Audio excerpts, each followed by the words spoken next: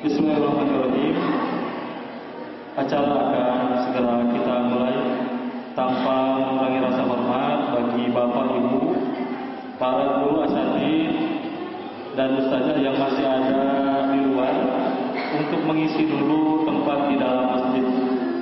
Sekali lagi dengan tanpa mengurangi rasa hormat kepada Bapak Ibu wali santri, orang tua wali santri, agar mengisi dulu tempat di dalam masjid.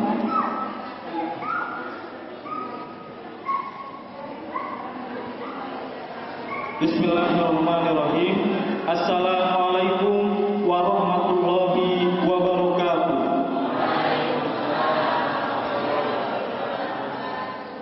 Alhamdulillahirabbil alamin wa bihi nasta'inu ala umuri dunya waddin wa ala alihi wa sahbihi ajmain, amma ba'd.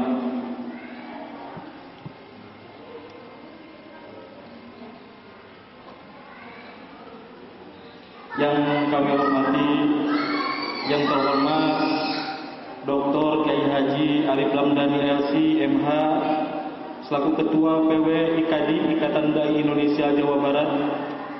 Yang kami hormati Dewan Pengawas Yayasan Ustaz Samsudin SPDI beserta seluruh jajaran.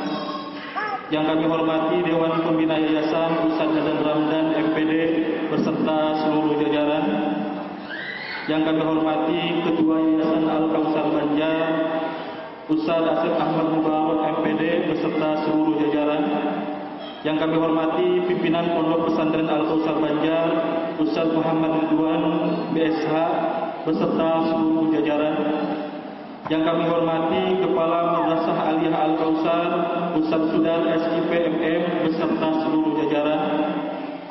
Yang kami hormati Kepala Madrasah Sanawiyah Al-Kausar Ustaz Hanif Maskur SIP beserta seluruh jajaran. Yang kami hormati Dewan Asatidz dan Ustazah, Bapak dan Ibu guru, para tamu undangan, orang tua atau wali santri yang sama-sama hadir pada pagi hari ini. Kita panjatkan puji serta rasa syukur kehadirat Allah Subhanahu wa taala yang mana atas berkat ridho dan inayahnya, kudrat dan iradahnya kita bisa sama-sama hadir pada pagi hari ini dalam agenda Talhib Ramadan dan pengajian wali santri. Salawat serta salam semoga senantiasa tercurah limpahkan kepada tauladan kita Habibana wa Nabiyana Muhammad sallallahu alaihi wasallam. Hadirin, untuk mengefektifkan waktu, mari kita buka rangkaian agenda kita dengan melafazkan basmalah bersama-sama. Bismillahirrahmanirrahim. Untuk agenda selanjutnya, yakni pembacaan ayat suci Al-Quran yang akan dibacakan oleh Al-Ustaz Ustaz Ahmad Fadil, kepada beliau kami persilahkan.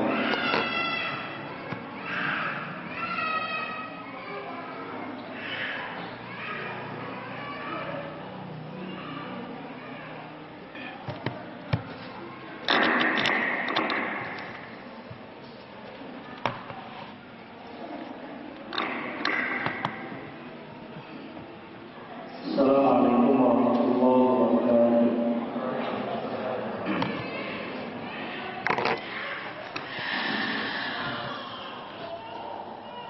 A'udzu billahi minasy syaithanir rajim.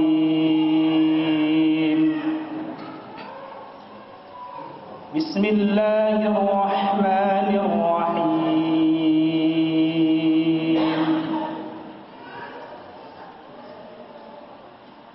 Ya ayyuhalladzina amanu kutiba alaikumus shiyam kama kutiba alal ladzina min qablikum la'allakum tattaqun.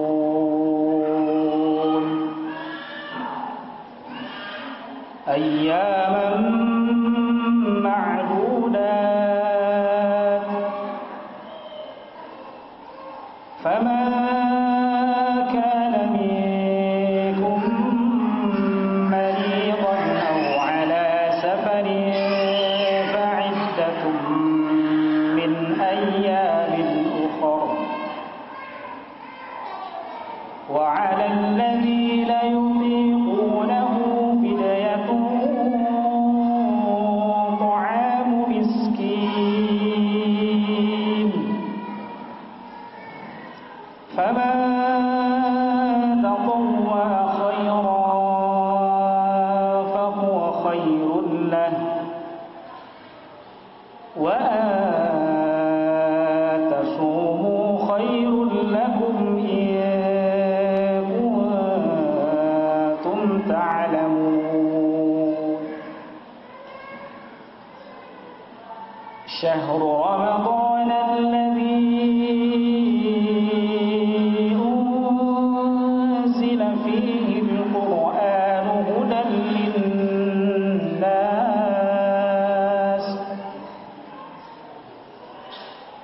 هدى للناس وبينات من الهدى والفرقان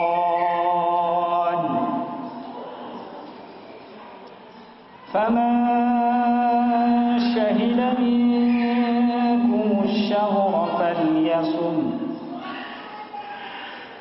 ومن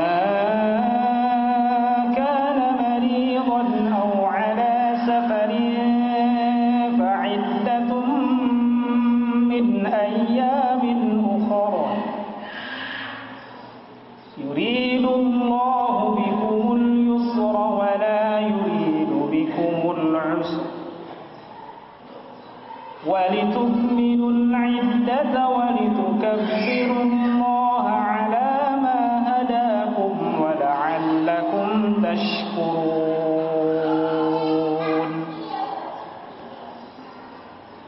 وإذا سألك عبادي عني فإني قريب أجيب دعوة الداعي إذا دعاني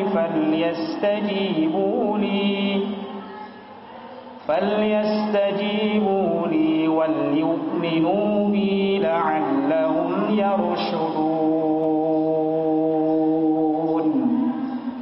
صدق الله العظيم السلام عليكم ورحمة الله وبركاته.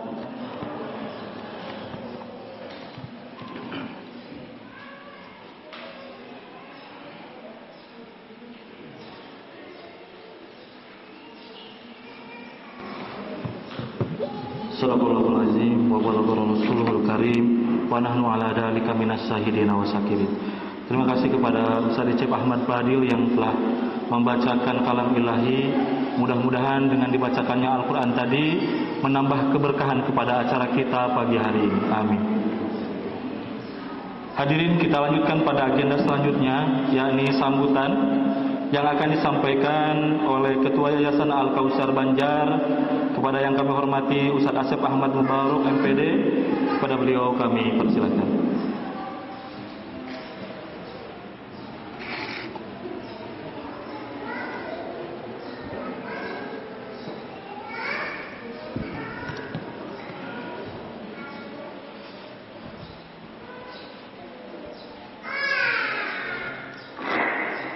Bismillah, Assalamualaikum warahmatullahi wabarakatuh.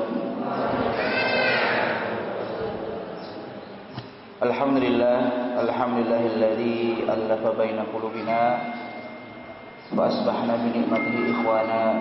Asyhadu an la ilaha illallah wa asyhadu anna Muhammadan abduhu wa rasuluh. La nabiyya ba'dahu wa la rasula ba'dahu, amma ba'du. Yang saya hormati Kiai Haji Arif Firdaus selaku Ketua IKD Provinsi Jawa Barat, yang kami hormati para asatidz wal ustadzah, baik itu pengurus yayasan maupun pengurus harian Pondok Pesantren Al-Kausar. Tentu yang kami hormati, yang kami banggakan para wali santri, ikhwan dan akhwat. Alhamdulillah, puja dan syukur kita panjatkan kehadirat Allah Subhanahu wa taala.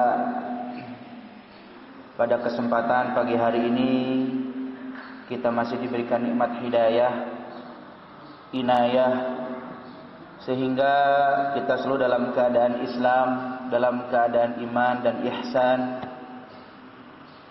Dan mudah-mudahan majlis pada pagi hari ini senantiasa dalam keberkahan Allah Subhanahu wa taala. Salawat dan salam semoga tetap tercurah limpahkan kepada junjungan alam habibana wa nabiyana Muhammad sallallahu alaihi wasallam, kepada keluarganya, kepada para sahabat, para tabi'in, tabi'ut tabi'in, juga mudah-mudahan sampai kepada kita semua selaku umatnya yang senantiasa istiqomah menjalankan segala perintahnya. Bapak Ibu yang dirahmati Allah Subhanahu wa taala, mengawali sambutan pagi hari ini, yang pertama atas nama pribadi dan pengurus Pondok Pesantren Al-Kautsar mengucapkan jazakumullah ahsanal jaza kepada Bapak Ibu semuanya yang sudah berkenan hadir, meluangkan waktunya dari berbagai tempat, berbagai daerah, tentu dengan jarak tempuh yang berbeda-beda, untuk bisa bersilaturahim dalam agenda pengajian bulanan, ya bahkan mungkin momennya di sini sebelum menghadapi bulan Ramadan. Mudah-mudahan kehadiran kita semua Bapak Ibu di sini mendapatkan pahala dari Allah Subhanahu wa taala. Yang kedua, dalam satu syair mengatakan banyak sekali nikmat yang Allah berikan kepada kita, kepada hamba-hambanya. Namun kenikmatan terbesar adalah kita memiliki anak-anak yang pandai, anak-anak yang berakhlak, anak-anak yang soleh dan solehah. Oleh karena itu, dari syair ini kita memahami bahwasanya betapa pentingnya kita sebagai orang tua, sebagai wali santri, untuk menghantarkan anak-anak kita ya menjadi anak-anak yang soleh dan solehah, anak-anak yang beriman kepada Allah dan Rasulnya, anak-anak yang mencintai Islam, anak-anak yang berbakti kepada orang tuanya, sehingga anak-anak kita menjadi anak-anak yang apabila kelak kita meninggalkan dunia, menjadi anak-anak kita adalah anak-anak yang senantiasa istiqomah mendoakan kita ketika kita sudah tidak ada di alam dunia ini. Itulah menjadi investasi besar bagi kita kepada anak-anak kita, selain investasi dalam urusan dunianya, itu bagaimana anak kita berprestasi secara ilmiah. Tentu yang paling besar dari tugas kita adalah bagaimana kita menghantarkan anak kita berprestasi dan juga beriman kepada Allah dan Rasulnya. Oleh karena itu, kami baik dari pengurus yayasan, baik dari pengurus pesantren selalu berkomitmen bagaimana kami bisa melayani anak Bapak Ibu semuanya supaya maksimal dalam setiap proses pembelajaran. Tentu harapan kita semuanya ketika anak-anak kita lulus dari Al-Kautsar ini, tujuan utamanya adalah anak-anak yang soleh dan solihah. Dan yang terakhir mungkin mudah-mudahan azam kita semuanya, insyaallah Bapak Ibu wali santri di sini memondokkan anak-anak di Al-Kautsar adalah tujuan utamanya adalah bagaimana kita ingin menghantarkan anak kita menjadi anak-anak yang baik. Tentu yang kedua adalah mudah-mudahan semangat kita, tadhiyah kita ini juga menjadi pahala kebaikan bagi pendiri kami Pondok Pesantren Al-Kautsar, yaitu Kiai Haji Umung Anwar Sanusi dan Bapak Haji Yaya Suryana yang sudah meninggalkan kita semuanya, dan mendapatkan pahala kebaikan dari semangat kita, dari pengorbanan kita, dan juga kepada kepada kita semua ketika nanti meninggalkan dunia kelak. Maka saya memohon doa dari Bapak Ibu semuanya untuk mendoakan pendiri kita Kiai Haji Umung Anwar Sanusi dan Bapak Yaya Suryana. Allahumma ighfir lahum warhamhum wa'afihi. Allahumma ighfir lahum. Allahumma ighfir. As'aluka al-ijabah al-Fatihah.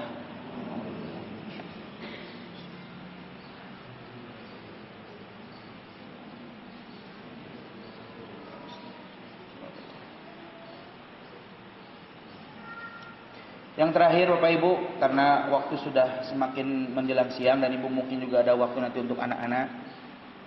Yang terakhir kami atas nama pengurus asatid semuanya mengucapkan mohon maaf sebesar-besarnya. Karena kita sebentar lagi menghadapi bulan Ramadan yang mungkin ada yang besok, ada yang hari Selasa. Atas nama pengurus memohon maaf bila dalam keseharian kami, pelayanan kami selama anak-anak Ibu Masjid Al-Kausar, kami memiliki banyak kekurangan. Dari segi pelayanan dan sebagainya, komunikasi yang mungkin kurang baik dan sebagainya, kami mewakili para asatid mohon maaf yang sebesar-besarnya.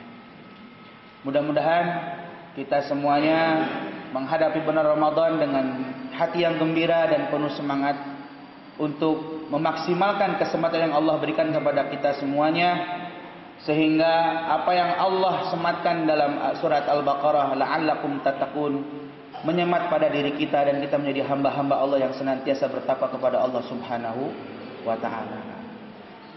Itu mungkin yang bisa saya sampaikan pada kesempatan pagi hari ini. Terima kasih. Wassalamualaikum warahmatullahi wabarakatuh.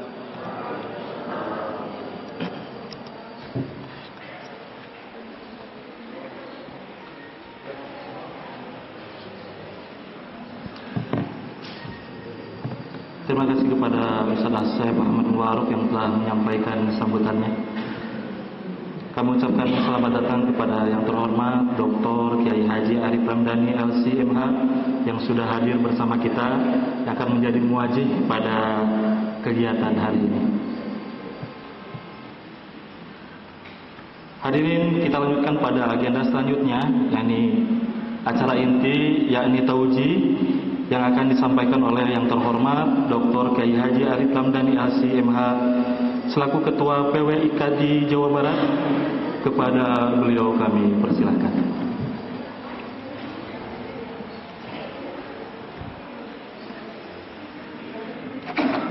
Ini bisa dipakai.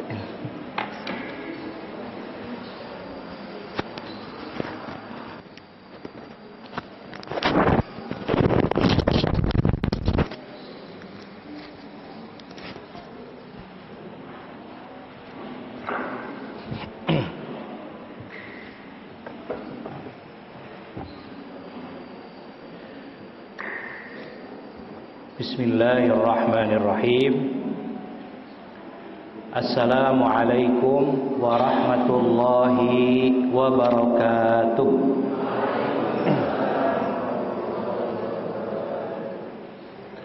Alhamdulillahilladzi manna 'alaina bi ni'matil Islam wa ma a'zamaha min ni'mah. Wa nawwara qulubana bi ni'matil iman. وهدانا إلى الصراط المستقيم أشهد أن لا إله إلا الله وحده لا شريك له وأشهد أن محمدا عبده ورسوله اللهم صل وسلم وبارك على حبيب قلبنا نبينا محمد صلى الله عليه وسلم نبي أخلص لهذا الدين وأحب للمؤمنين صلى الله عليه وعلى آله وأصحابه ومن تمسك بسنته واهتدى بهديه إلى يوم الدين أما بعد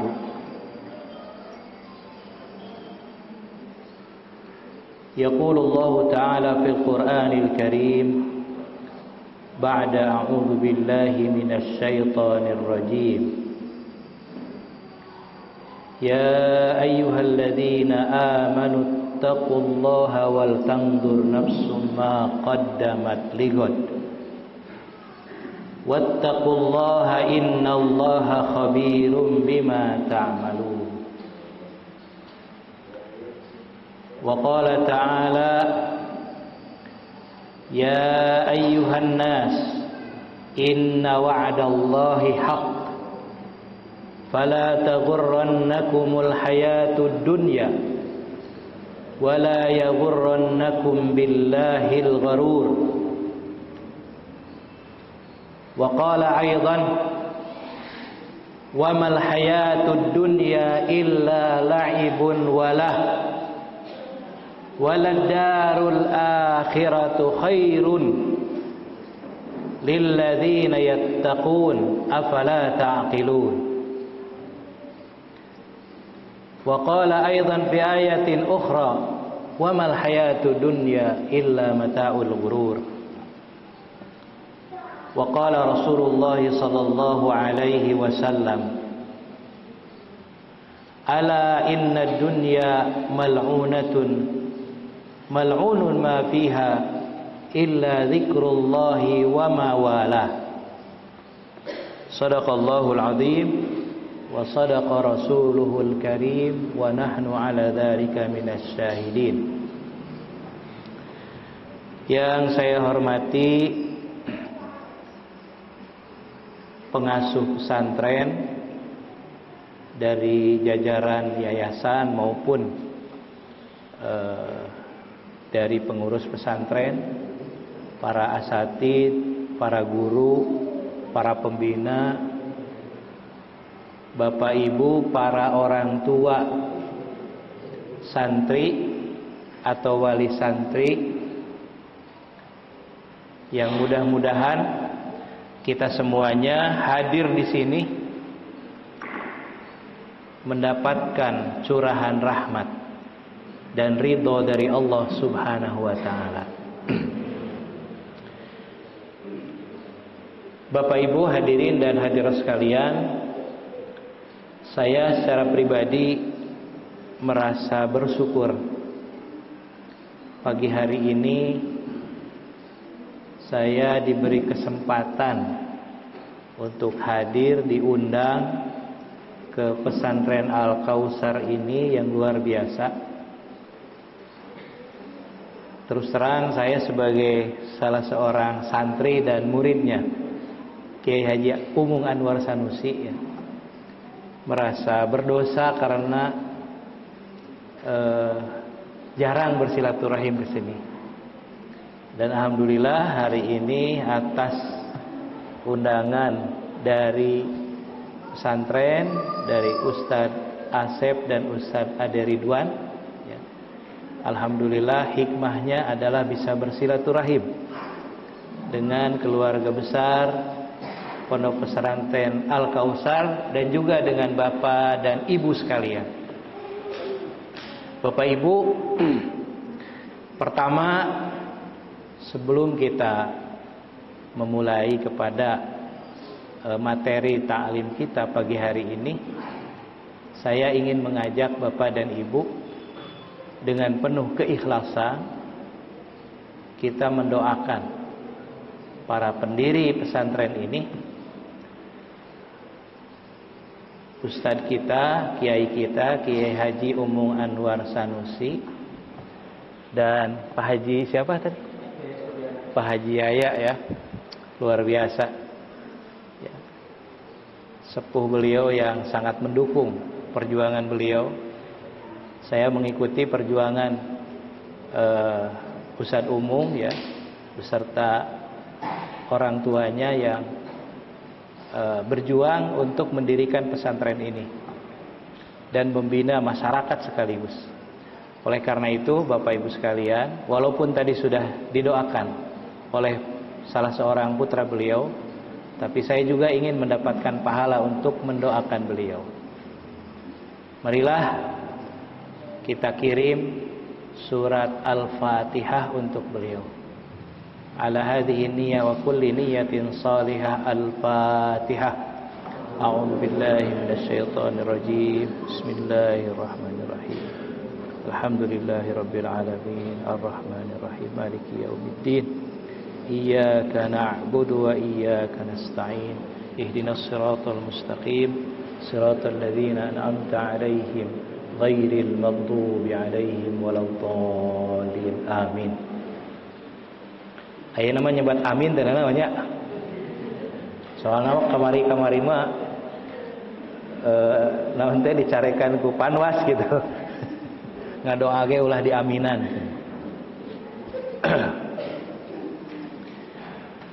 Mudah-mudahan doa kita diijabah oleh Allah Subhanahu wa taala. Allahumma ighfir lahum warhamhum. Allahumma ij'al qabrahum rawdatan min riyadil jinan wa la taj'al qabrahum hufratan min hufarin niran.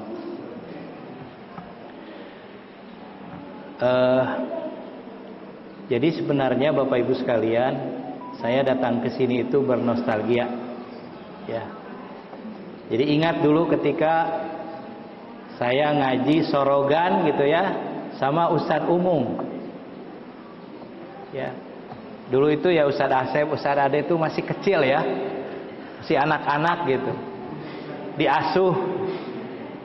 Dan yang paling ingat di ingatan saya itu kalau ngaji dengan Ustadz Umum sok ngaganggu tah. Ustadz Asep jeung Ustadz Ade teh. Jadi spidolna teh direbut. Sedang nulis gitu ya. Apa namanya sorogan gitu. Mengajar direbut spidolna. Ku Ustadz Umum teh ditutup pantona teh. Eta ditutup panto gajeleng teh tina jandela. Ieu budak. Dan sekarang alhamdulillah sudah menjadi penerus ya. Luar biasa alhamdulillah. Sudah mewariskan kebaikan ya, ilmu agama kepada putra-putra beliau. Mudah-mudahan pesantren ini diberikan keberkahan oleh Allah Subhanahu wa taala dan terus maju. Dan kita semua bangga dengan pesantren Al-Kautsar ini. Karena alumni-alumninya sudah menyebar di mana-mana. Termasuk menantu saya alumni Al-Kautsar. Jadi saya punya menantu anak pertama nikah gitu ya. Itu alumni Al-Kautsar ya. Kemudian anak saya juga pernah sebentar di sini. Tebetaheun kabur gitu. Ya Allah. Ya mungkin waktu itu masa-masanya ya.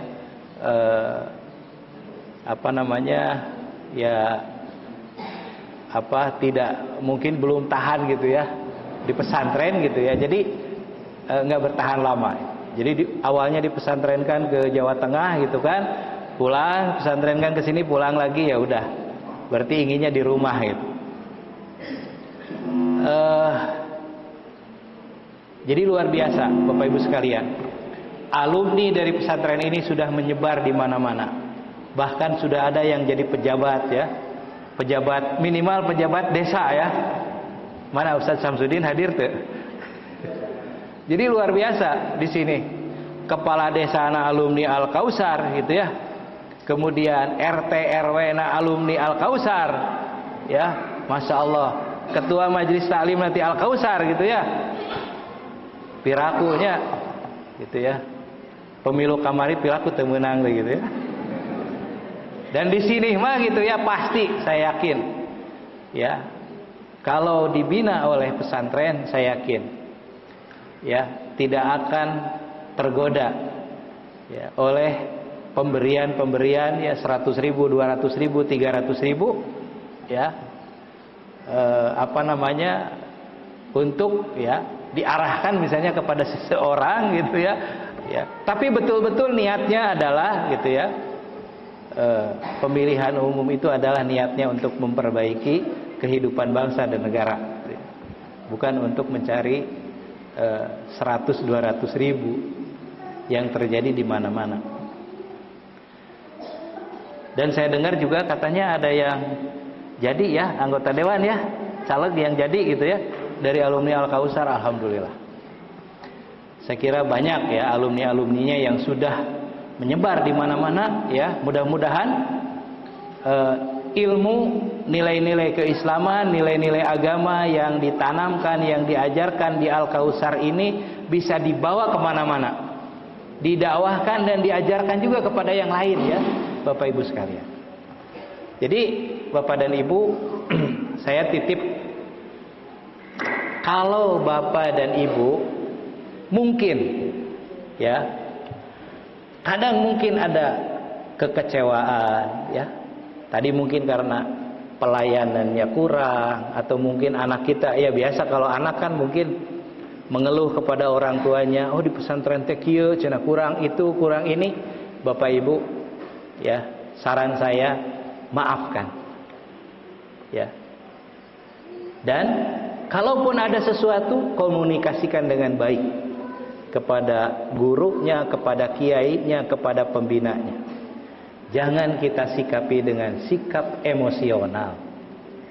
Karena Bapak Ibu, yang namanya mendidik anak itu tidak mudah Bapak Ibu. Ya. Jadi mendidik anak, mendidik santri, apalagi jumlahnya banyak, dengan karakter yang berbeda-beda, itu tidak mudah Bapak Ibu sekalian. Oleh karena itu, Bapak dan Ibu, ya, kalau ada kekurangan-kekurangan, ya, kita harus berlapang dada dan kita siap untuk memaafkan. Kita komunikasikan. Bahkan Bapak Ibu, kalau kita punya potensi, apa yang bisa kita kontribusikan kepada pesantren, ya, kita siap untuk memberikan kontribusi. Apakah ilmu kita, apakah skill kita, ya, keterampilan kita, kemampuan kita, bahkan harta kita untuk kemajuan pesantren. Kalau kita memiliki kelebihan itu, ya, Bapak Ibu, itu menjadi sedekah jariyah, sedekahun jariyah, yang pahalanya akan mengalir terus sampai kepada kita. Jadi yang namanya sedekah jariyah itu bukan hanya uang. Yang namanya wakaf itu bukan hanya uang Bapak Ibu sekalian. Ilmu kita, ide kita, pikiran kita, ya, masukan yang positif untuk pesantren, ya, mungkin pengalaman-pengalaman kita Bapak Ibu sekalian. Kita punya pengalaman mungkin di tempat kerja kita. Kita punya pengalaman mungkin di tempat yang lain. Dan kita juga mungkin punya pengalaman dari pesantren yang lain yang bisa kita berikan, bisa kita kontribusikan, ya, untuk anak-anak kita, untuk para guru di sini, para pendiri di sini, para pengasuh di sini. Maka kita jangan kikir, ya, jangan bakhil dengan ilmu, skill, pengalaman yang kita miliki yang sangat positif untuk kemajuan pesantren. Ya. Itu kadang-kadang, ya, Bapak Ibu sekalian, mohon maaf, ya. Kadang-kadang mungkin kita sebagai orang tua, ya, begitu anak kita mengeluh, Pak, Ibu, Mah, gitu ya, di pesantren teh geuning kieu emosi, ya, kita. Jangan Bapak Ibu, ya. Kita tidak boleh emosi. Kita sikapi dengan sikap yang bijak, ya. Kita komunikasikan ke pihak pesantren, ya. Kalau ada kekurangan-kekurangan, ya, kita maklumi, kita maafkan, gitu ya. Karena sekali lagi seperti yang saya sampaikan tadi, bahwa yang namanya mendidik, membina, ya, anak-anak kita itu, ya, itu tidak mudah.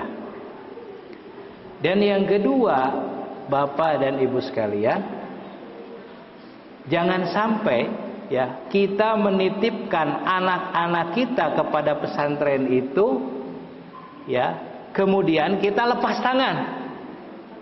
Ah, pokoknya mah dages di pesantren, gitu ya, sudah di pesantren, sudah dijamin anak kita misalnya bakal jadi anak baik, anak soleh, bakal jadi anak pinter, sudah kita serahkan ke pesantren. Sementara kita tidak memberikan perhatian kepada anak-anak kita, ya, saya kira itu sangat keliru. Jadi Bapak Ibu sekalian, tetap kita memberikan perhatian kepada anak-anak kita, bahwa bahkan ketika anak-anak kita pulang ditanya, "Nak, belajar apa? Ada tugas nggak dari gurunya? Ya, apa yang bisa Bapak bantu, gitu ya, untuk anak-anak, untuk kamu, supaya pelajarannya, ya, bisa dikuasai, supaya makin betah di pesantren, gitu, dan seterusnya."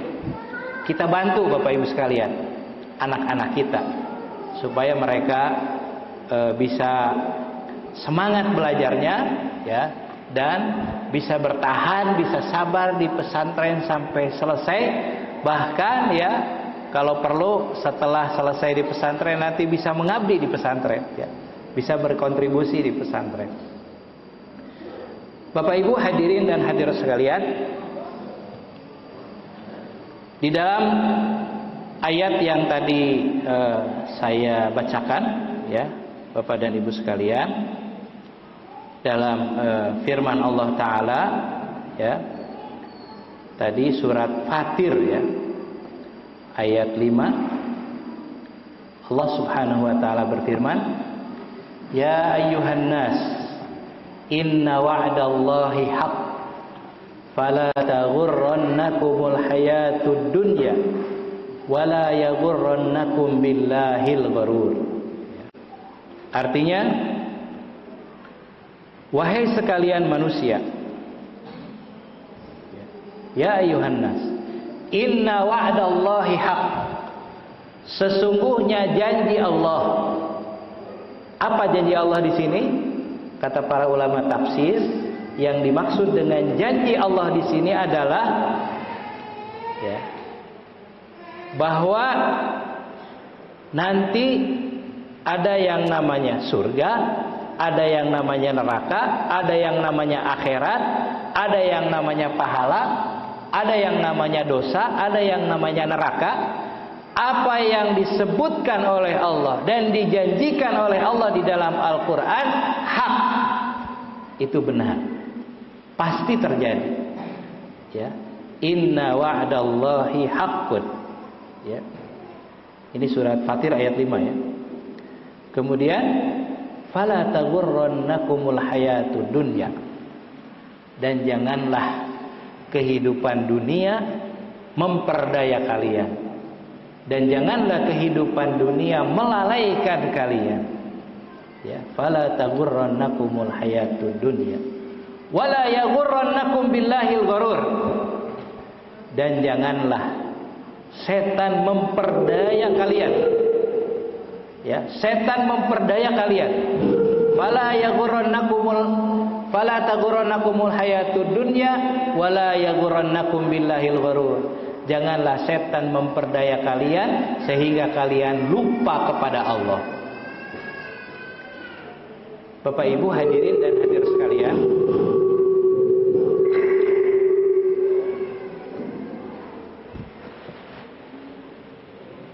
pernah tidak Bapak Ibu ya coba mentadaburi ayat ini, mentafakuri isi ayat ini? Luar biasa ya.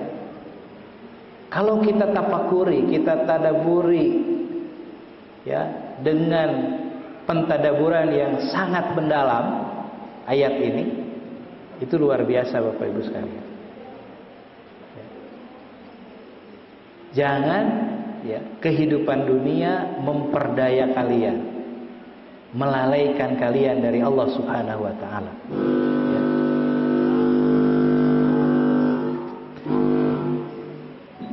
Kata para ulama, apa yang dimaksud dengan gururul hayati dunia? Apa yang dimaksud dengan bahwa dunia itu memperdaya ya? Di dalam tafsir Al-Qurtubi dikatakan, yang dimaksud dengan gururul hayati dunia ya, dunia itu melalaikan, dunia itu memperdayakan, artinya an yanshagilal insan an na'imiha wa ladzatiha anil akhirah wa yaqulu ya laitani kuntu turaba.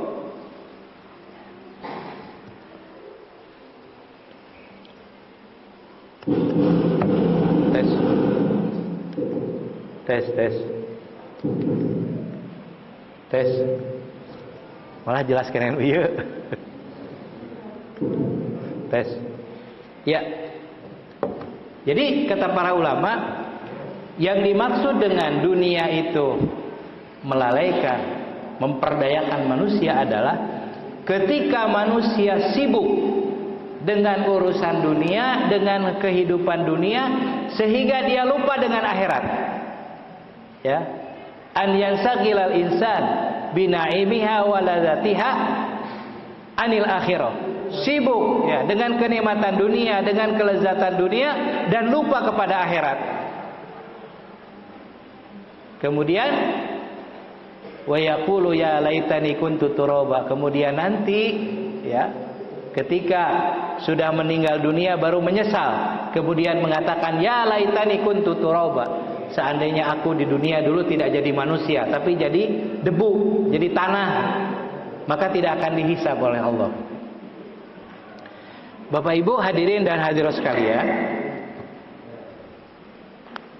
jadi kalau kita renungi ya ayat ini, ternyata apa yang diingatkan oleh Allah, apa yang dikatakan oleh Allah dalam ayat ini itu nyata terjadi ya dalam kehidupan dunia ini.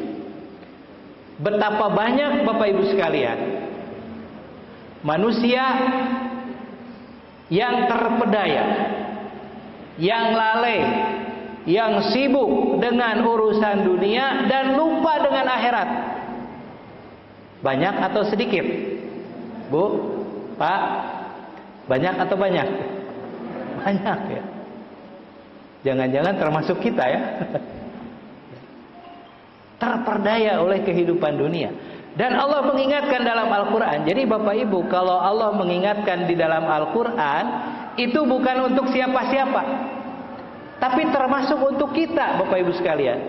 Apa yang diingatkan oleh Allah di dalam Al-Quran bukan untuk orang lain, bukan hanya untuk Rasulullah, tapi termasuk untuk kita, diri kita yang membaca Al-Quran ya.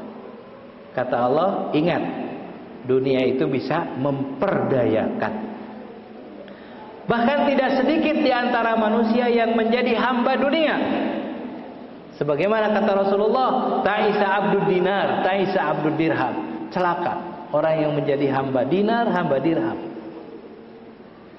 Mungkin kalau hanya baca hadis ini ya sekilas, kita kurang mengerti apa jadi hamba dinar dan hamba dirham. Bagaimana dunia itu bisa memperdayakan. Bapak dan Ibu sekalian, ternyata kalau ya kehidupan dunia, kenikmatan dunia, kekayaan dan lain sebagainya itu sudah dicintai melebihi segalanya, sudah merasuk ke dalam hati manusia, apa yang terjadi? Ya, maka pikirannya, hatinya akan terganggu. Kemarin Bapak Ibu setelah pemilu ya, saya baca di media. Jadi setelah pemilu kemudian sudah mulai hasil penghitungan di TPS itu diumumkan, itu banyak caleg yang stres. Ada yang masuk rumah sakit jiwa, ada yang datang ke dukun Bapak Ibu.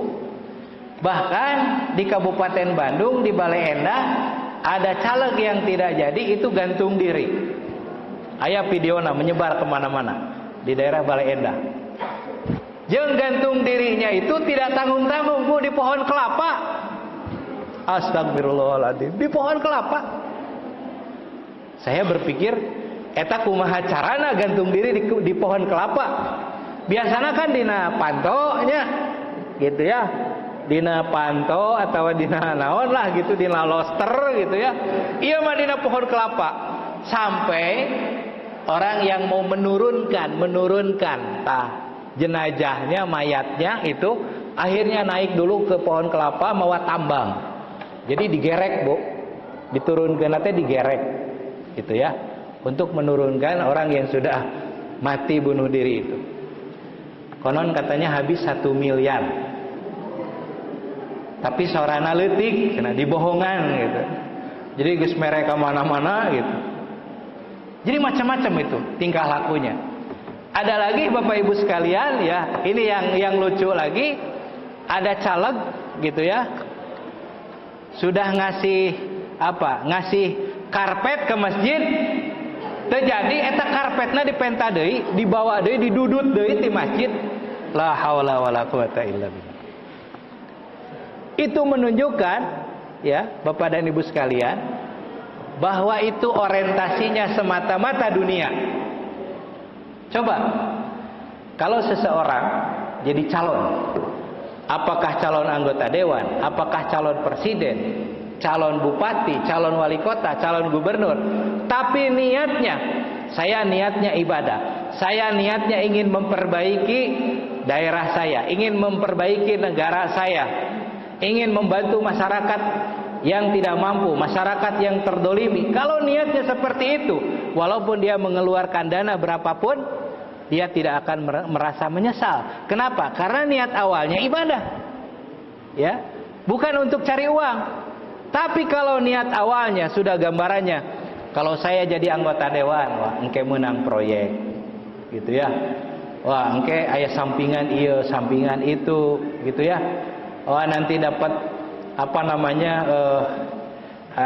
aya salam tempel segala macam gitu ya. Sudah ingatannya udah macam-macam. Ingatannya dunia, ya, bukan akhirat. Tidak ingat dosa, tidak ingat akhirat, tidak ingat hisab. Udah, akhirnya stres, ya, apa namanya, gila dan lain sebagainya. Ketika apa yang diinginkannya, apa yang diharapkannya tidak tercapai, ya. Nah, itu Bapak Ibu sekalian. Jadi apa yang dikatakan oleh Allah Subhanahu wa taala, fala taghurrannakumul hayatud dunya, janganlah memperdaya kalian kehidupan dunia, kenikmatan dunia, kekayaan, harta, jabatan. Jangan sampai memperdaya kalian. Begitu kita lihat kenyataan seperti ini, oh ternyata banyak, ya, yang terperdaya oleh dunia. Masya Allah. Nah, Bapak Ibu hadirin dan hadirat sekalian, kenapa saya menyampaikan ayat ini dan kenapa menyampaikan contoh-contoh ini? Saya ingin mengajak kita semua, termasuk saya sendiri, ingin mengajak Bapak dan Ibu untuk bermuhasabah, ya, mengintrospeksi diri sebelum kita masuk ke bulan Ramadan. Sebab kalau saya bicara persiapan bagaimana menyambut Ramadan sudah telat, karena Ramadannya tinggal sehari 2 hari lagi, gitu ya. Ada yang hari Senin, mungkin ada yang hari Selasa, ya, wallahu alam. Kita menunggu pengumuman dari pemerintah, ya. Tapi ada yang sudah mengumumkan dari Muhammadiyah, katanya hari Senin, ya, tanggal 11 Maret. Nah, Bapak Ibu sekalian, jadi Allah mengingatkan kepada kita, jangan sampai pernak-pernik, ya, kesibukan-kesibukan kita di dunia melalaikan kita kepada Allah, melalaikan kita kepada akhirat. Ingat Allah yang menciptakan kita, ingat Allah yang memberi nikmat kepada kita, ingat Allah yang mengatur ajal kita, mengatur rezeki kita. Kenapa kita lupa kepada Allah Subhanahu wa taala? Dan kenyataannya Bapak Ibu, Masya Allah, tadi saya contohkan, ya, soal pemilu, ya. Bahkan Bapak Ibu, karena apa namanya, tujuannya, niatnya adalah untuk mencapai keinginannya, ambisinya, ambisi duniawi, tidak sedikit Bapak dan Ibu, ya, yang dia menghalalkan segala cara untuk mendapatkannya. Saya tidak tahu di pemilu kemarin ada calon yang habis mungkin ratusan triliun, bahkan ribuan triliun, ya. Cenah duit lagi di karungan, ya, sampai tidak berseri katanya gitu. Masya Allah. Dan Bapak Ibu sekalian, seakan-akan gitu, ya, bahwa pemilu itu atau aktivitas-aktivitas itu, ya, aktivitas politik, seakan-akan tidak ada hubungannya dengan nilai-nilai agama. Gak ada urusan gitu, ya, dengan agama, seakan-akan begitu. Padahal Bapak Ibu sekalian, kalau ada orang Islam yang menganggap bahwa agama Islam itu tidak ada hubungannya dengan aktivitas dunia kita, dia beranggapan bahwa agama ini tidak sempurna. Dia beranggapan, naudzubillahi min dzalik, bahwa Allah itu tidak sempurna. Allah bodoh, tidak mengetahui urusan dunia, urusan kita. Naudzubillahi min dzalik. Ya, jangan sampai kita terjebak dengan hal-hal seperti itu. Ya. Saya kaget gitu, ya, ketika oh ternyata si fulan milih ini karena dikasih duit, si fulan milih ini karena dikasih ini. Bukan semata-mata memilih itu adalah niatnya ingin memperbaiki bangsa, negara, gitu, ya.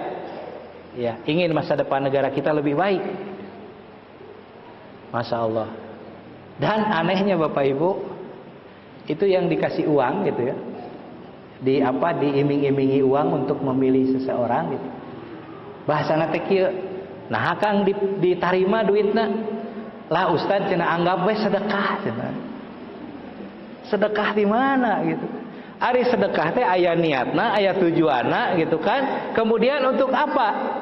Ya, momentumnya seperti apa? Ya jelas, kalau misalnya ada seseorang yang ngasih sesuatu, kemudian dia mengatakan pilih A, pilih B, itu bukan sedekah, itu namanya riswah. Dalam agama kita itu namanya riswah, nyogok Bapak Ibu sekalian. Ya, jadi nyogok itu adalah mempengaruhi seseorang dengan memberikan iming-iming, dengan memberikan sesuatu, ya, demi tercapainya tujuan dia, itu namanya nyogok. Ari sedekah mah nggak ada embel-embelnya, ya. Sedekah mah saya ngasih sedekah nih untuk guru ngaji, saya ngasih sedekah nih untuk fakir miskin, saya ngasih sedekah nih, ya, untuk tukang bebersih dan lain sebagainya. Nggak ada gitu ya, nggak ada embel-embel pilih saya gitu ya, nggak ada embel-embel dan lain sebagainya. Boleh ya kalau misalnya doakan saya mudah-mudahan rezeki berkah, itu nggak apa-apa karena itu urusan akhirat, bukan urusan dunia. Tapi kalau mempengaruhi seseorang gitu ya, memberikan seseorang sesuatu, apakah uang atau apapun, kemudian dengan ya mengarahkan supaya mengikuti keinginan kita, nah itu namanya sogok. Di dalam bahasa agama kita namanya riswah. Dan Rasulullah mengatakan, ya, la'ana Rasulullah sallallahu alaihi wasallam ar-rasi wal murtasi. Kemudian ar-rasi wal murtasi finnar. Orang yang nyogok, yang nyuap dan yang disuap itu masuk neraka, kata Rasulullah begitu. Karena sama-sama ingin gitu ya. Dua-duanya sama-sama menerima. Hati-hati Bapak Ibu sekalian. Jadi banyak sekali ya urusan-urusan dunia kita yang kita harus hati-hati Bapak Ibu. Kalau kita tergelincir, kalau kita salah menyikapinya, ya, bukan malah menjadi ibadah, tapi malah menjadi bumerang untuk hidup kita, untuk diri kita, untuk akhirat kita. Ya. Kita harus hati-hati. Jadi kalau yang jadi caleg gitu, ingin jadi anggota dewan mah, jadi bayangannya macam-macam gitu, ya.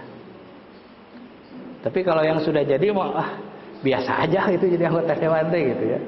Kalau yang belum jadi mungkin bayangannya bayangan yang apa? Yang menakjubkan dan lain sebagainya. Belum lagi Bapak Ibu hadirin dan hadirat sekalian. Jadi banyak ya. Kalau kita bicara kesibukan dunia, urusan dunia, coba kita perhatikan orang yang di pasar, yang jualan. Tapi saya yakin ya kalau alumni pesantren atau yang dekat dengan pesantren, dekat dengan masjid memual. Ya. Saya setiap hari kalau ke rumah itu lewat pasar. Saya perhatikan, kadang datang malam. Ada yang jam 10 malam itu sudah menyiapkan lapak. Jam 12 malam, jam 2 malam. Ya. Lapak sudah disiapkan. Sudah mulai jualan tengah malam. Tapi begitu ada panggilan Allah gitu ya, subuh ada yang azan, Allahu Akbar, Allahu Akbar. Hare-hare we. Alasannya apa? Sibuk ya dengan urusan dagang. Bisi engke nu balanja kabur. Akhirnya tidak sholat subuh. Begitu datang waktu duhur gitu ya. Datang waktu duhur tidur. Alasannya apa? Karena capek, lelah gitu ya. Tidak tidur semalaman, akhirnya bablas sholat duhur. Ya, makanya Allah mengingatkan, fala taghurrannakumul hayatud dunya. Orang yang bisnis, Bapak Ibu sekalian, ya, dia sibuk dengan bisnisnya, jadi sholatnya keteter, sholatnya sudah di akhir-akhir. Kenapa? Karena sibuk dengan bisnisnya. Orang yang naik jabatannya, sama, sholatnya keteter. Kenapa? Alasannya apa? Banyak rapat, banyak dinas itu dan ini, banyak keluar kota, banyak tamu, banyak kesibukan, banyak seminar dan lain sebagainya. Alasan-alasan itu kemudian dia mengatakan, sholat saya sering kelewat waktu di akhir-akhir. Nah ini Bapak dan Ibu sekalian. Jadi kita dekat dengan bulan suci Ramadan ini, saya ingin mengingatkan kembali Bapak Ibu, mari kita fokus dengan tujuan kita. Yaitu tujuan kita adalah akhirat yang abadi. Di dunia ini kita hanya sementara Bapak Ibu. Jadi kalau saya ilustrasikan ya Bapak Ibu sekalian, kita hidup di dunia ini ibarat kita sedang melakukan satu perjalanan ke satu tujuan. Contoh ya, Bapak Ibu misalnya mau berangkat ke Jakarta, ya. Kemudian di kilometer 97 menuju Jakarta itu ada rest area. Kita berhenti di situ. Kenapa saya mencontohkan kilometer 97 ya? Karena rest area di situ lengkap sarananya. Ada masjidnya, ada tempat makannya, tempat belanjanya, ada SPBU-nya, ada tempat istirahatnya. Itu lengkap tuh. Kilometer 97. Ini bukan iklan ya. Kalau dari Jakarta ke arah sini itu di kilometer 57. Itu lengkap. Misalnya Bapak Ibu, ada orang yang begitu sampai ke rest area teh diam di rest area. Pokoknya mah karena melihat banyak belanjaan, ada tempat istirahat, ada masjid segala macam, malah tiduran di situ, belanja sepuasnya, makan sepuasnya. Dia lupa bahwa tujuannya itu ke Jakarta. Kang, akang teh bade ka Jakarta gitu. Bu, ibu teh bade ka Jakarta. Sanes di dieu. Astagfirullahaladzim. Nya. Akhirnya tujuan kita jadi berantakan Bapak Ibu. Jadi Bapak Ibu sekalian, kalau dengan kesibukan-kesibukan kita di dunia yang melalaikan ini, kemudian kita habis-habisan gitu ya, semua potensi yang kita miliki, umur kita, waktu kita, harta kita, kita gunakan hanya untuk tercapainya tujuan dunia kita, sayang Bapak Ibu sekalian. Karena ini hanya tempat peristirahatan sementara. Nanti yang abadi di sana Bapak Ibu menikmati kenikmatan dunia itu paling banter 70 tahun, 80 tahun. Kata Rasulullah sallallahu alaihi wasallam, "A'maru ummati baina sittina wa sab'in," katanya. Rata-rata usia umatku antara 60 sampai 70 tahun. Di sini ada yang usianya di atas 70 tahun, Bapak? Ada nggak? Angkat tangan. Bapak yang baju putih berapa tahun Pak usianya? Bapak 59. Ah, masih muda Pak. Masih tiasa nikah deui. Lamun hoyong, lamun teu sieun ku bojo, Pak.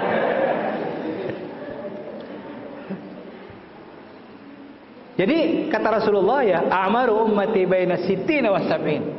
Rata-rata usia umatku antara 60 sampai 70 tahun. Kalau umat nabi-nabi yang terdahulu ratusan tahun, tapi umat Nabi Muhammad kata Rasulullah rata-rata ya usianya antara 60 sampai 70 tahun.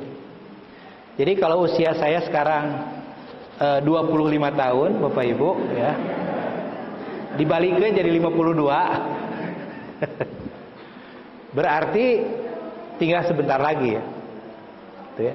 Tadi yang usianya sudah 59 tahun, sudah 60 tahun, sudah 45, 50. Kita hitung. Berarti dengan perhitungan Rasulullah itu tinggal berapa? Ya. Nah, saya tanya Bapak Ibu, kita sudah siap belum? Ya. Untuk meninggal dunia, kemudian ya kita mempertanggungjawabkan amal kita di dunia kepada Allah, sudah siap belum? Ibu angkat tangan yang ingin masuk surga, Bu. Angkat tangan, Bu. Bapak yang ingin masuk surga, enggak mau? Semua ingin masuk surga ya? Mudah-mudahan kita semua masuk surga. Bu, angkat tangan yang ingin masuk surganya duluan.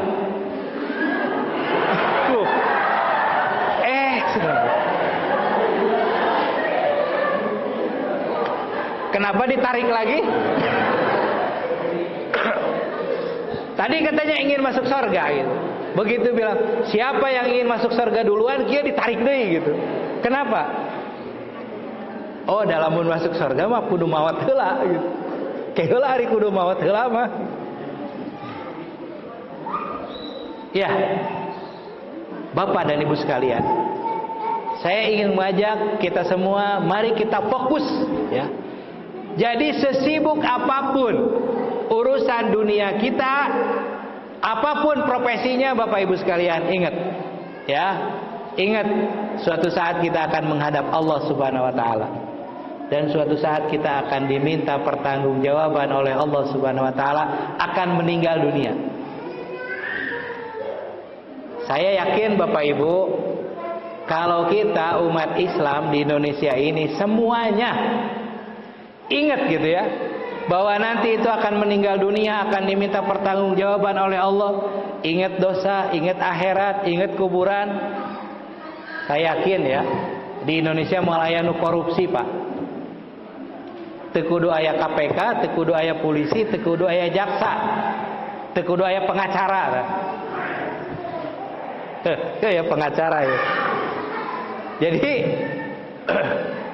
kalau ingat gitu ya, mau korupsi ingat dosa, ingat akhirat. Ya.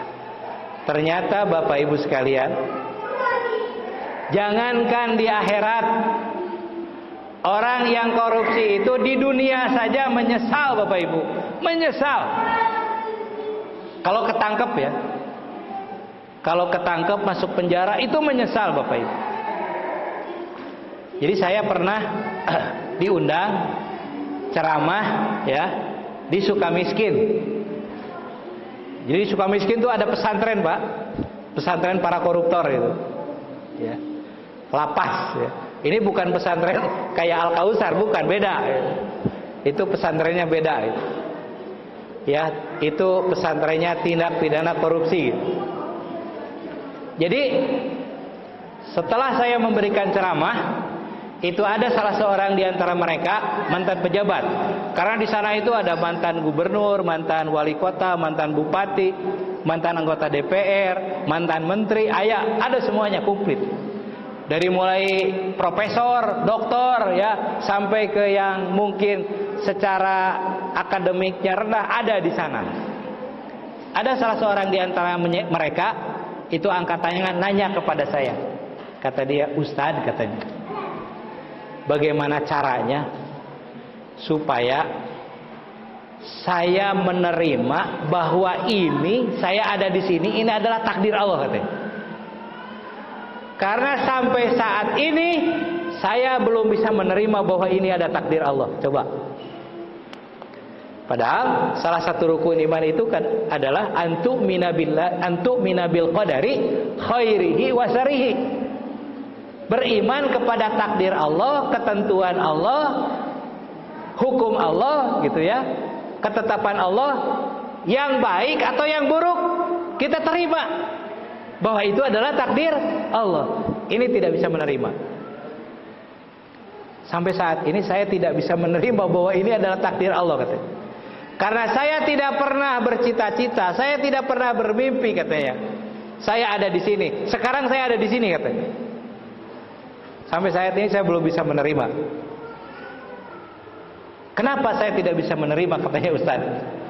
Karena rata-rata di sini katanya orang yang masuk di sini itu karirnya sedang di puncak. Jadi menteri, jadi anggota dewan, jadi direktur BUMN, jadi macam-macam lah gitu ya. Tiba-tiba harus masuk ke penjara. Tempatnya kecil, sempit, ya. Kemudian citranya sudah rusak. Dia tidak mau menerima. Ya. Karena kami sedang di puncak karir, tiba-tiba harus di sini. Nama baik kami rusak katanya. Ya. Wah, itu sampai seperti itu Bapak Ibu sekalian. Jadi kalau ya cara berpikirnya tentang dunia, menyikapi dunia itu, kecintaannya sudah berlebihan sampai seperti itu. Takdir Allah pun dia tidak mau menerima. Naudzubillahi min dzalik. Tertutup hatinya. Jadi Bapak Ibu sekalian, ya mari kita fokus dengan tujuan kita. Kemudian kita tingkatkan ilmu kita, pengetahuan kita tentang agama, tentang keimanan, supaya dalam menyikapi urusan-urusan apapun kita tidak keliru, ya, tidak terpeleset Bapak Ibu sekalian. Jadi banyak yang terpeleset ya Bapak Ibu. Padahal itu prinsip ya, soal keimanan itu prinsip, Masya Allah. Ya, orang dikasih penyakit gitu, sakit, dia tidak mau menerima. Saya pernah menengok orang yang sakit, kakinya patah di rumah sakit. Kemudian ketika saya ketemu, kemudian saya doakan, Ibu, mudah-mudahan Ibu cepat sembuh ya. Mudah-mudahan ini jadi kifarat dosa. Saya kaget. Begitu saya selesai mendoakan, tiba-tiba ibu ini kemudian mengatakan, Ustaz katanya, di mana keadilan Allah katanya? Di mana keadilan Allah katanya? Emang kenapa Bu? Bayangkan Ustaz katanya, ini kaki saya baru sembuh. Ya, kecelakaan, sekarang kecelakaan lagi dan kaki yang sama. Jadi kaki saya remuk, kemudian berobat, ya, sembuh. Sekarang kecelakaan lagi, kaki yang sama, patah lagi dan remuk lagi. Di mana katanya keadilan Allah? Mempertanyakan keadilan Allah. Memang secara zahir, secara manusiawi ya, betul itu menderita. Tapi kalau kita baca dalil dalam Al-Quran, dalam hadis ya, kata Rasulullah, kalau kita diberikan ujian, cobaan yang berat, yakin. Diberikan penyakit, yakin bahwa itu adalah cara Allah untuk meningkatkan derajat kita. Bahwa itu adalah cara Allah untuk menghapuskan dosa-dosa kita. Masa kita tidak mau dihapuskan dosa sama Allah?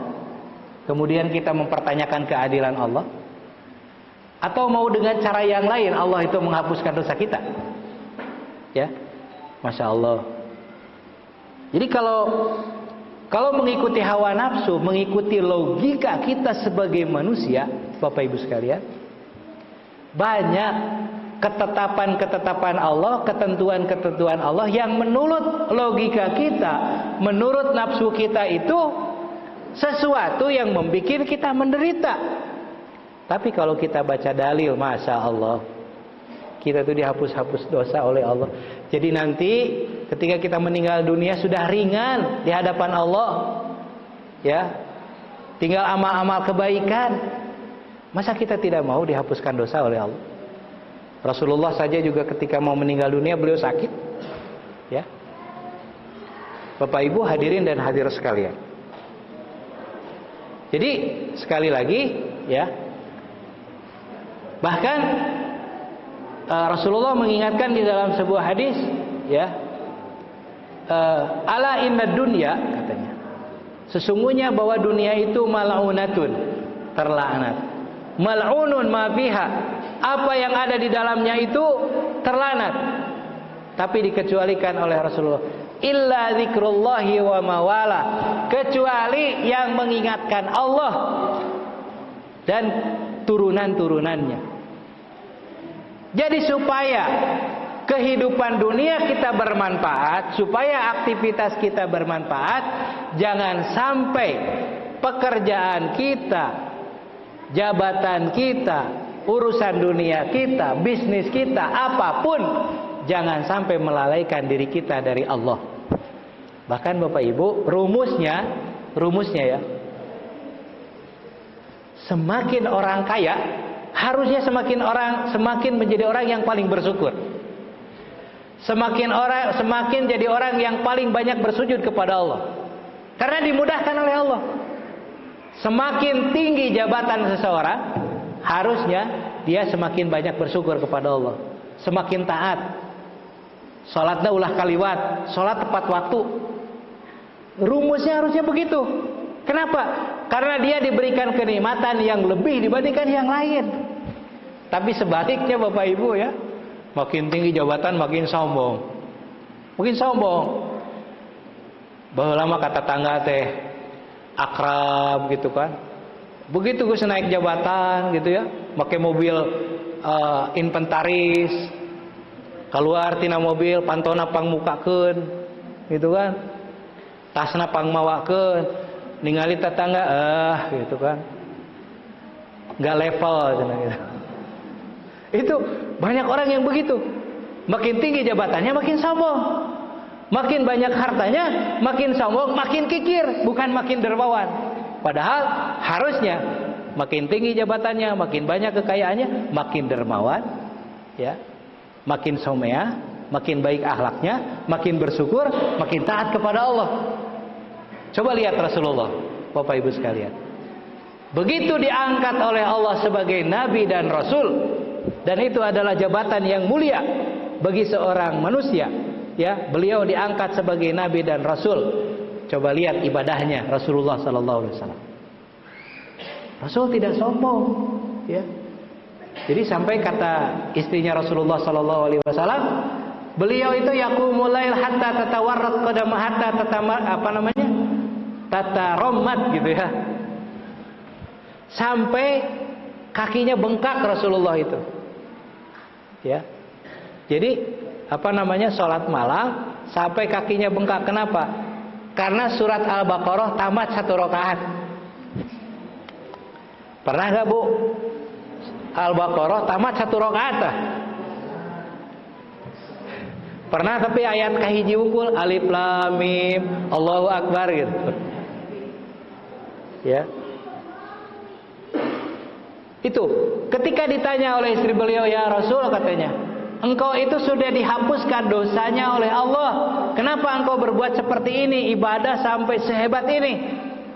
Rasulullah menjawab, afala akuna abdan syakur. Apakah tidak boleh saya menjadi hamba yang bersyukur? Ya. Jadi Bapak Ibu, anak bisa di pesantren, bersyukur. Ya, kita bersyukur.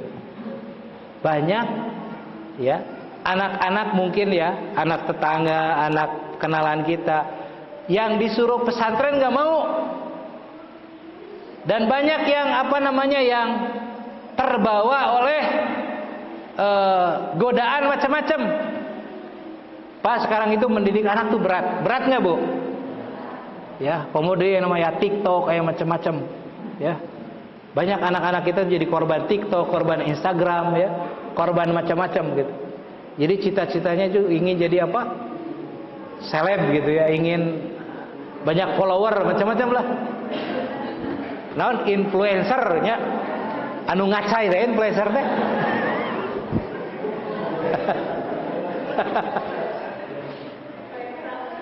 Oh, itu mah influencer ya. Nah, itu Bapak Ibu sekalian. Ya. Anak-anak kita banyak yang jadi korban.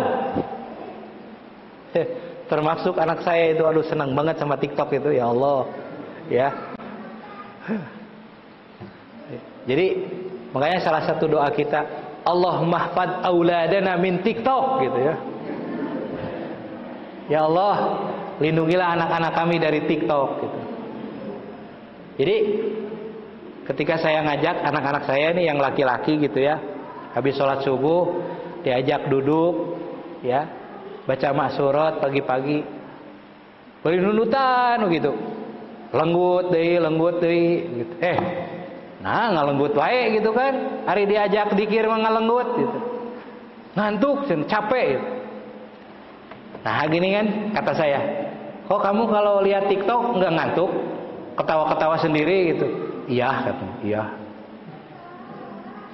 Terus sholat subuh meni hese digudakeun, susah dibangunin. Kenapa sih kamu? Iya katanya capek, pagi-pagi itu lelah. Tapi hari sholat subuh lama itu, berapa menit sholat subuh? Ya paling 5 menit katanya. Terus kalau lihat TikTok berapa lama? Oh bisa 1 jam 2 jam. Nah gini kan sholat subuh kan 5 menit hese, hari TikTok teh hese. Nggak bisa jawab Bapak Ibu sekalian. Nah ini alhamdulillah kan kalau di pesantren mah nggak boleh pegang HP ya. Jangan gitu, jangan. Anak-anak kita jangan dikasih HP gitu. Tapi begitu pulang ya bapak-bapak, aduh gitu ya. Makanya jangan dikasih HP. Da atuh ustaz kumaha cenah teu dipasihan HP maksa. Karunya cenah. Ningali babaturanana nyanak HP, manya budak abdi teu dipasihan HP. Ya. Nah itu Bapak Ibu sekalian. Jadi bagaimana agar aktivitas kita, ya, apapun tugas kita, profesi kita, jangan melalaikan kita semua. Nah, oleh karena itu Bapak Ibu sekalian, tinggal beberapa hari lagi kita akan memasuki bulan istimewa, bulan suci Ramadan. Ya, bulan yang penuh dengan keberkahan, bulan yang dimuliakan oleh Allah, bulan yang diistimewakan oleh Allah.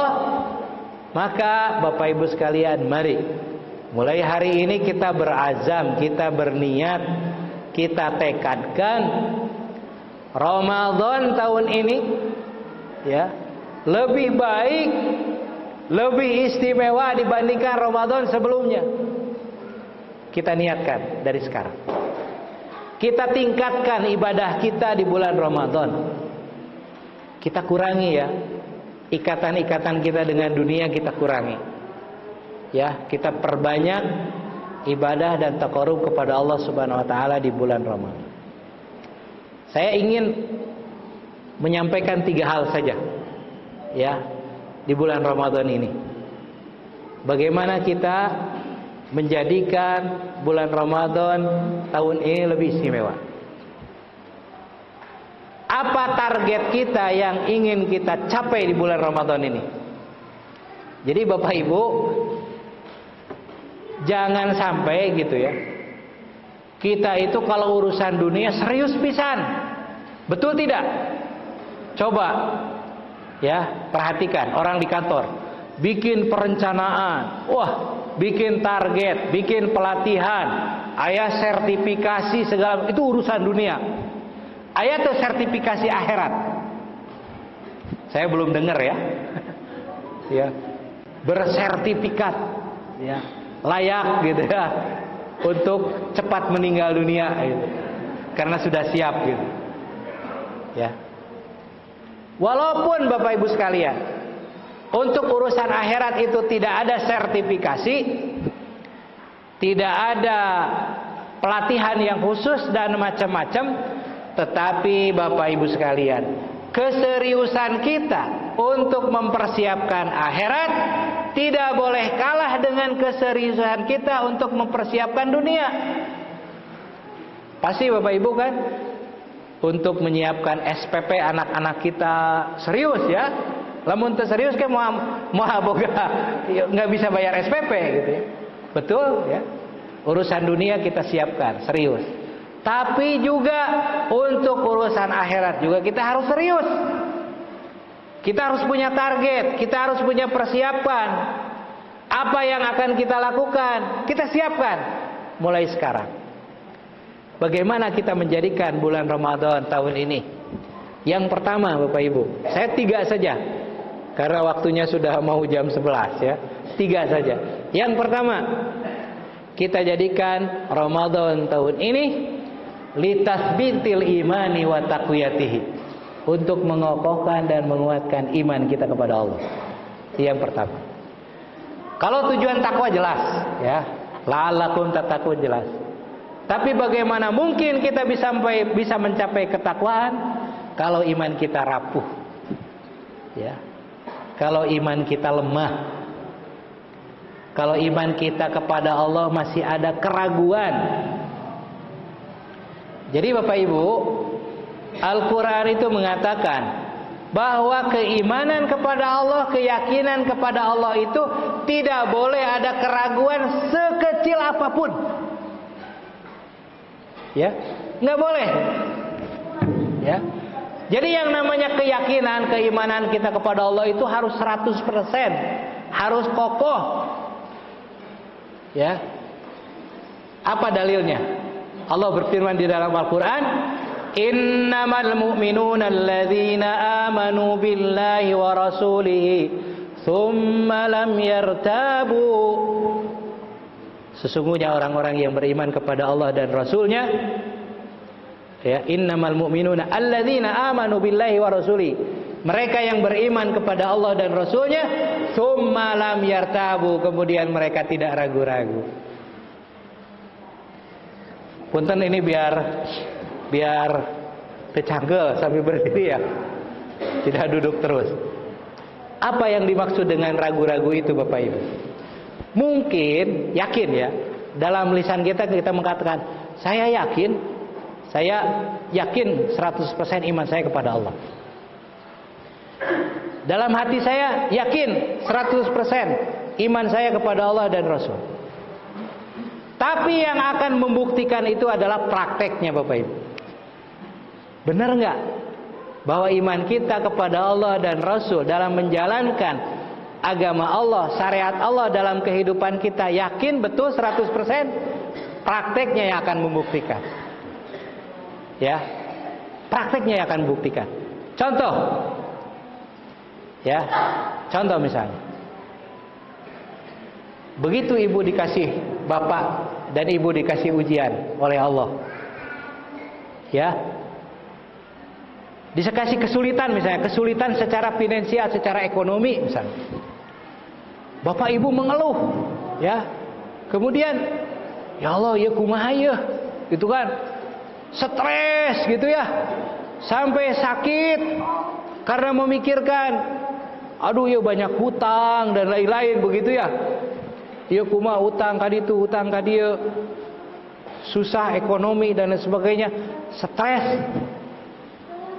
Nah, kira-kira Bapak Ibu, kalau orang stres dengan urusan dunia, apakah dia menunjukkan imannya itu 100% nggak kepada Allah?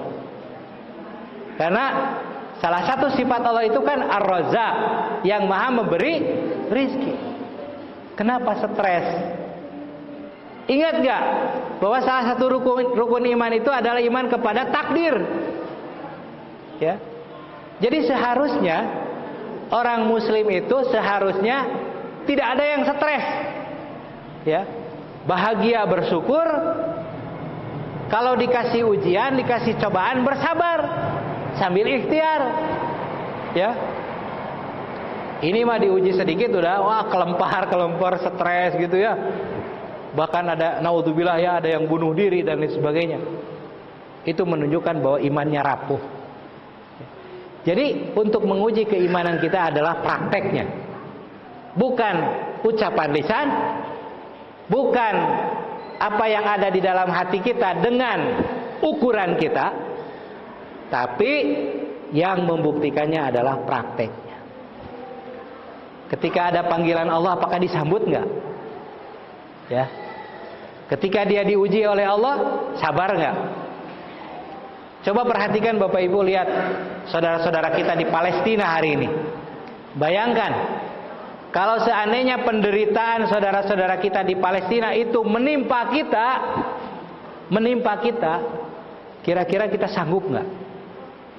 Iman kita sanggup gak? Padahal Allah mengatakan, ahasiban nasu ayyutraku ayyaqulu amanna wa hum la yuftanun. Apakah manusia mengira, mengatakan kami telah beriman, kemudian tidak diuji oleh Allah? Diuji imannya. Hanya level ujiannya beda-beda. Ada yang level tinggi, ada yang level menengah, ada yang level rendah. Mungkin kita semua termasuk yang diujinya level rendah. Tidak seperti saudara-saudara kita di Palestina. Baru dikasih ujian yang rendah saja kita seringkali terseok-seok ya. Merasa berat gitu ya. Keluh kesah dan lain sebagainya. Ini yang pertama Bapak Ibu sekalian. Jadikan Ramadan ini untuk mengokohkan dan menguatkan keimanan kita kepada Allah. Kenapa?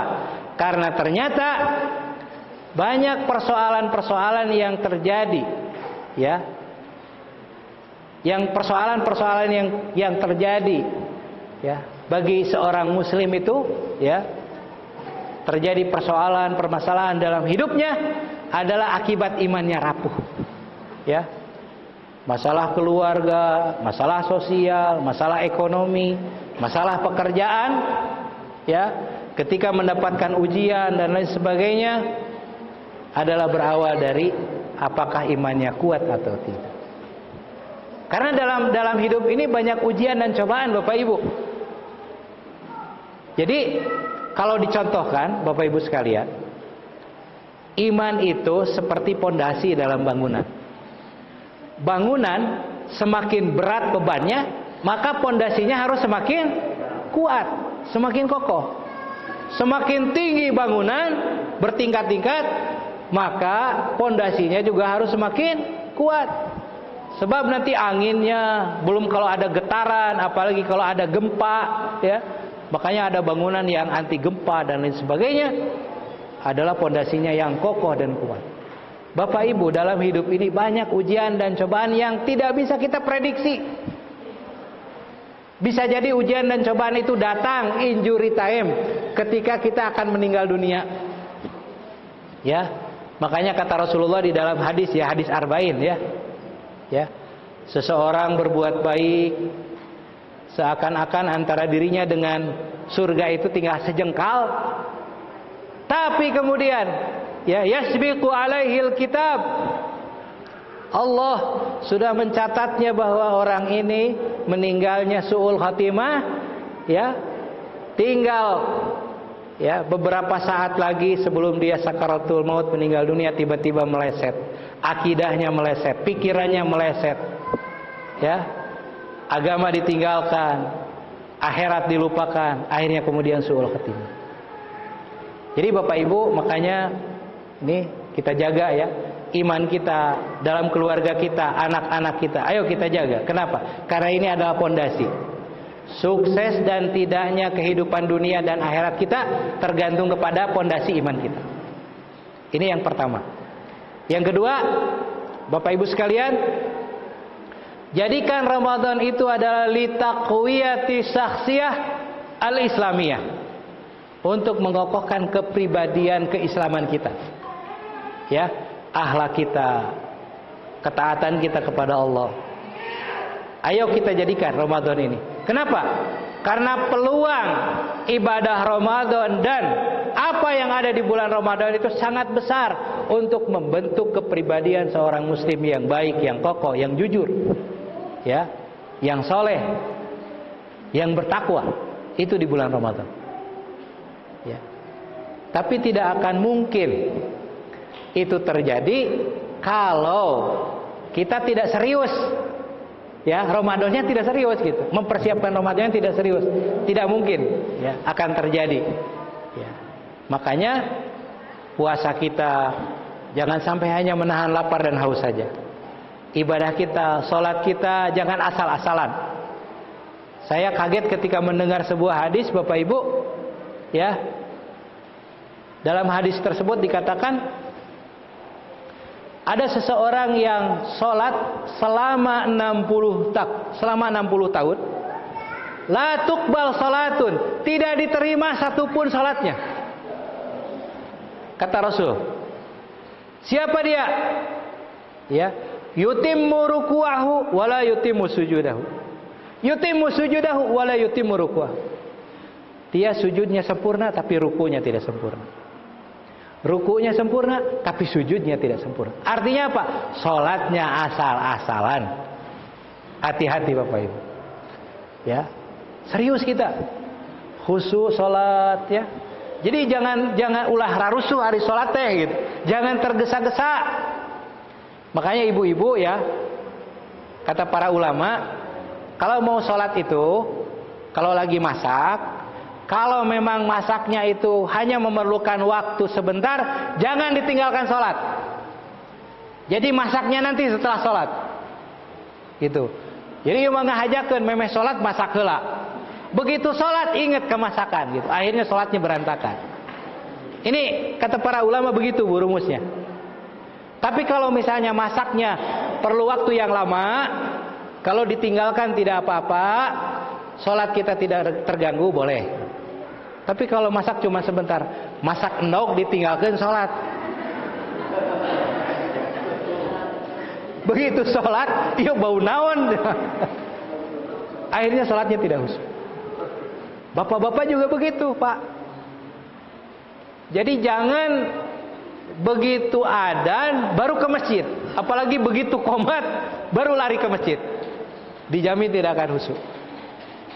Makanya ada istilah intidharus shalah, menunggu waktunya sholat. Jadi 5 menit sebelum sholat sudah duduk, sudah kita siapkan, kita berdoa ya, gitu. Jadi ketika sholat itu kita sudah dalam keadaan siap.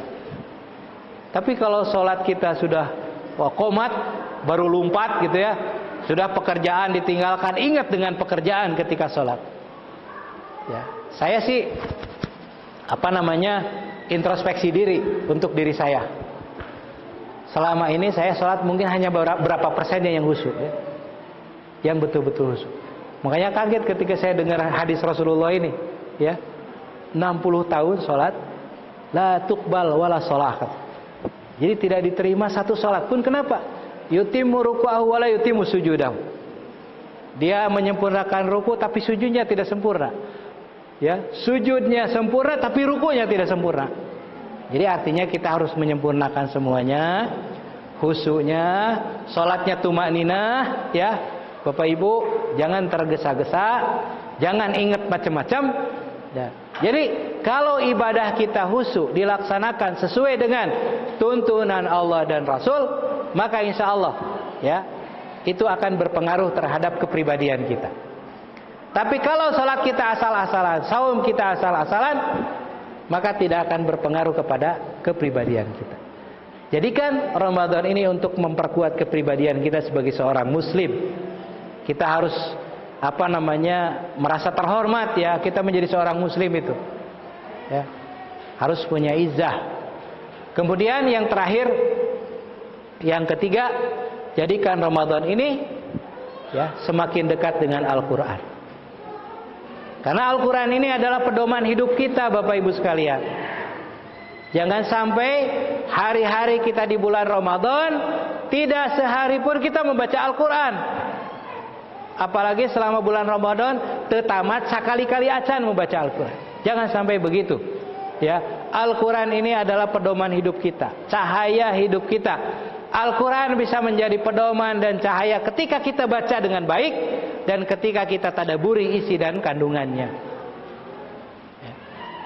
Kenapa Hamas itu kuat? Kenapa saudara-saudara kita di Palestina itu mentalnya kuat? Karena mereka berpedoman kepada Al-Quran. Kata mereka, izzatuna bil Quran, kemuliaan kami itu dengan Al-Quran katanya. Ya. Pedoman mereka Al-Quran. Saya bertemu dengan beberapa orang dari Gaza. Mereka mengatakan, walaupun di Gaza itu sedang kesulitan, sedang perang, gitu ya, sedang dijajah, tapi mereka tidak pernah lepas dengan Al-Quran. Dan di Gaza itu setiap tahunnya tidak kurang dari 1.500 hafid, ya, penghafal Quran baru. Setiap tahun. Jadi rata-rata orang Gaza itu hafal Quran. Ya. Kemudian sayap militer Hamas itu ya, itu para penghafal Al-Quran, Bapak Ibu sekalian. Ya. Jadi kalau hidup kita ini ingin kokoh, kuat mental kita, maka jadikan Al-Quran pedoman hidup kita. Kalau keluarga kita ingin sakinah ya, mawaddah warahmah, jadikan Al-Quran pedoman hidup kita. Kalau anak-anak kita ingin menjadi anak yang soleh, jadikan Al-Quran menjadi pedoman hidup kita. Kita jadikan Ramadan ini makin dekat dengan Al-Quran, makin cinta dengan Al-Quran. Jangan sampai Bapak Ibu sekalian sehari kita lewat dari Al-Quran. Bahkan sebelum tidur kita baca dulu Al-Quran. Sebelum berangkat ke pekerjaan kita baca dulu Al-Quran. Insya Allah mudah-mudahan hidup kita akan berkah. Bapak Ibu, mudah-mudahan Ramadan kali ini sekali lagi kita jadikan Ramadan yang paling istimewa, yang paling indah dalam hidup kita. Ya, dan mudah-mudahan Allah mengantarkan kita ke bulan Ramadan yang tinggal beberapa hari lagi. Allahumma balighna Ramadan. Allahumma balighna Ramadan. Allahumma balighna Ramadan. Mudah-mudahan Allah mengantarkan kita ke bulan Ramadan dan mudah-mudahan bulan Ramadan tahun ini lebih baik, lebih istimewa, lebih berkah, lebih mengantarkan kita menjadi pribadi-pribadi yang bertakwa dibandingkan bulan Ramadan yang sebelumnya yang mungkin kita banyak kelalaian. di bulan Ramadan yang sebelumnya. Dan mudah-mudahan ya, keluarga kita semakin soleh, semakin sakinah, anak-anak kita semakin soleh, semakin baik, menjadi generasi masa depan yang lebih baik ya, untuk agama kita, bangsa kita, dan negara kita. Wallahu a'lam bishawab. Mohon maaf apabila ada hal-hal yang kurang berkenan. Burung irian, burung cendrawasih. Cukup sekian dan terima kasih. Wassalamualaikum warahmatullahi wabarakatuh. Waalaikumsalam.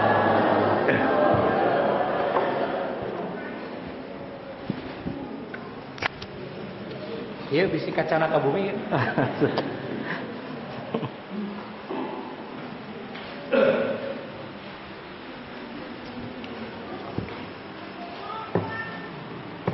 Terima kasih kepada Ustaz Arif Ramdhani yang telah menyampaikan taujihnya. Ini menjadi bekal untuk kita sebagai orang tua, sebagai guru juga. Mudah-mudahan Ramadan hari ini lebih baik daripada Ramadan sebelumnya. Amin. Hadirin, kita lanjutkan pada agenda selanjutnya, yakni arahan.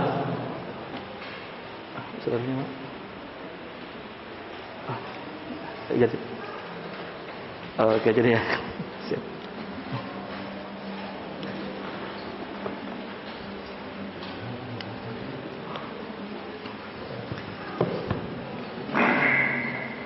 Alhamdulillah, acara demi acara telah kita laksanakan hingga sampai pada penghujung acara.